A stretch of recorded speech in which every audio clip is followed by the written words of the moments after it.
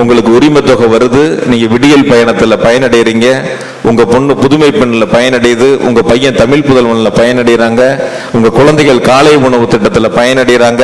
இப்படி நாம் நிறைய சொல்லலாம்.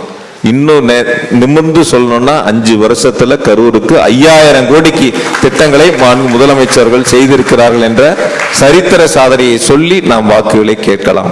திட்டங்களுக்கெல்லாம் பட்டியல் இருக்கான்னு கேட்பாங்க. வெறும் வார்த்தைக்காக சொல்லவில்லை, புத்தகமாக அச்சடிக்கப்பட்டு ஏறத்தாழ 160 பக்கங்களுக்கு மேலாக தயார் செய்யப்பட்டு எல்லாம் புகைப்படத்தோடு இருக்கு. ஒவ்வொரு வேலையும் போட்டோ எடுத்து அது புகைப்படத்தோடு இதில் அச்சடிக்கப்பட்டிருக்கின்றன. ஆக 5000 கோடி வளர்ச்சி திட்டங்களை தந்த முதலமைச்சருக்கு நீங்கள் ஆதரவளியுங்கள் என்று நாம் வாக்காளரை சந்தித்து வாக்களை கேட்கின்றோம்.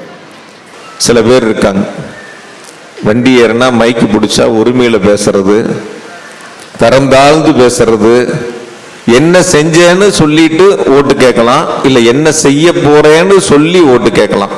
இது 2 தான் தேர்தல் களத்தில் மக்களை சந்தித்து நாம் சொல்லுகின்ற பணியாக இருக்கும். ஏறத்தாழ 50 வயசுல 30 வருஷம் பொது வாழ்வில் இருந்தாச்சு. இதுவரைக்கும் நான் அரசியல் களத்தில் யாரையும் தரக்குறைவாக பேசியதில்லை.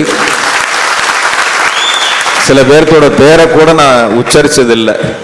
வரக்கூடிய தேர்தலில் நம்ம தான் ஜெயிக்கிறோம், நம்ம மட்டும்தான் ஜெயிக்கிறோம்.